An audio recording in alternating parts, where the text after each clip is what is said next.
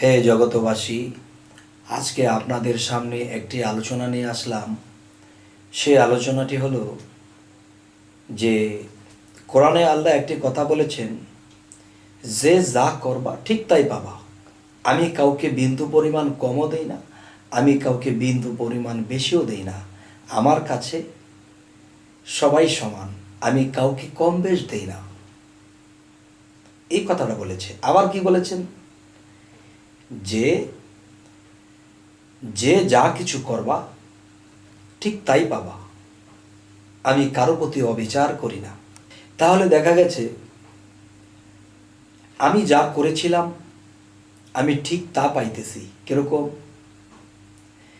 যেমন একজন মানুষ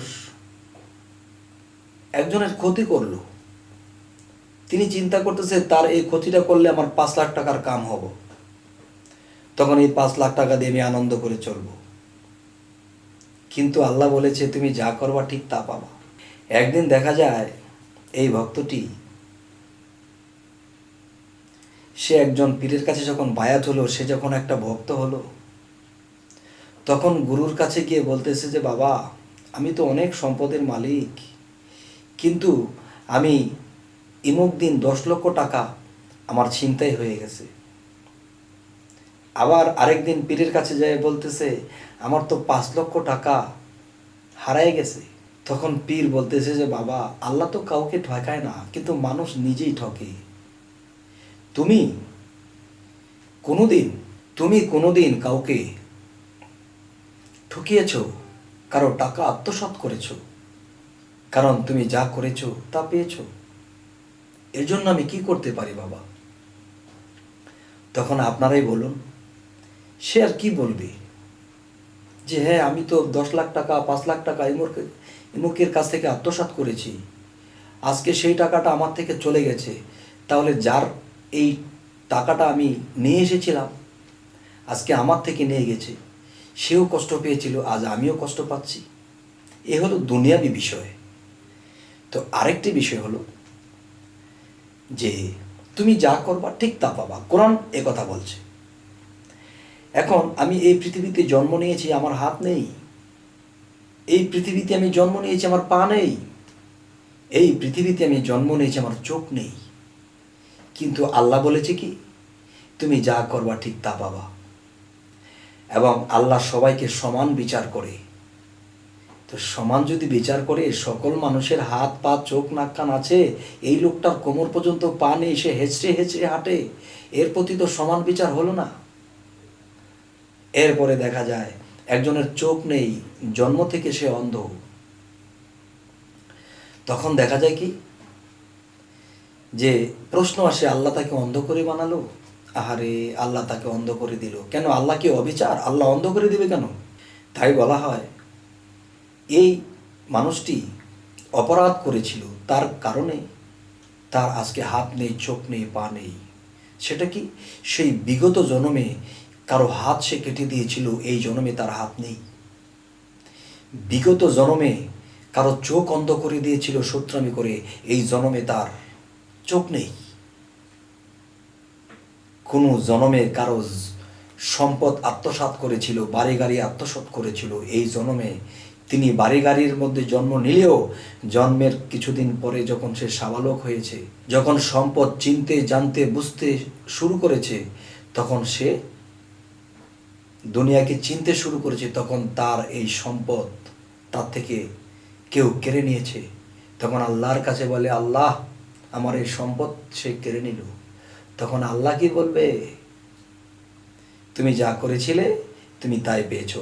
যারা জন্ম জন্মান্তরকে অস্বীকার করে তারা কোরআন বোঝে না। যারা জন্ম জন্মান্তরকে অস্বীকার করে, যে জন্মিলে মানুষ পৃথিবীতে আর জন্ম হয় না, তাদের কাছে আল্লাহ দোষী।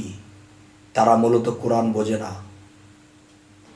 যদি বলা হয় আল্লাহ এই মানুষদেরকে এই পৃথিবীতে সৃষ্টি করে জন্ম দিয়ে পেট পাঠিয়েছিল, জন্মের মাধ্যমে পাঠিয়েছিল, কারো হাত নেই পা নেই, যদি আল্লাহকে জিজ্ঞাসা করা হয়, তখন আল্লাহ কি বলবে?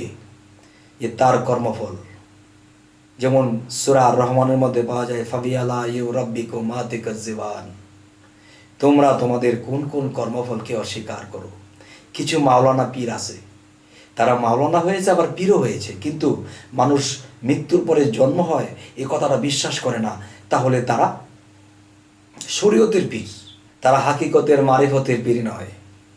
যারা বলে মৃত্যুর পরে আবার জন্ম হবে না, তারা শরীয়তের পীর। তারা পুস্তক পড়েছে এবং পাবলিকের ভয়ে বা দুনিয়ার অন্য মানুষের ভয়ে, মুসলমানের ভয়ে তারা এই কথা বলে না।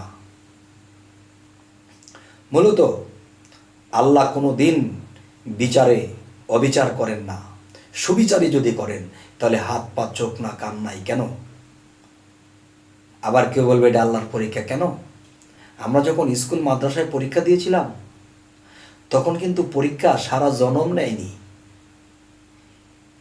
অল্প দু একদিন আমার পরীক্ষা হয়ে গেছে, পাস ফেলের মাধ্যমে আমি উপর ক্লাসে উঠেছি। তাহলে যারা বলে এটা পরীক্ষা, পরীক্ষা কি সারা জীবনই হয়? যে জন্ম থেকে আমি অন্ধ হয়ে এসেছি, পঙ্গু হয়ে এসেছি, আমার জীবন কাটছে এক পরীক্ষায়, কেন?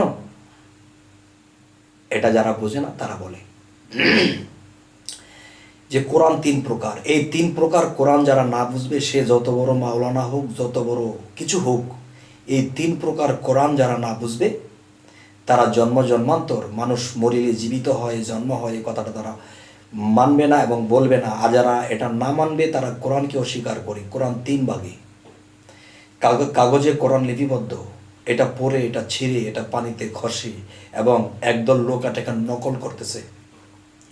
আরেকটি কোরআন আছে দেহ কোরআন, এই দেহ কোরআনকে কেউ নকল করতে পারে না।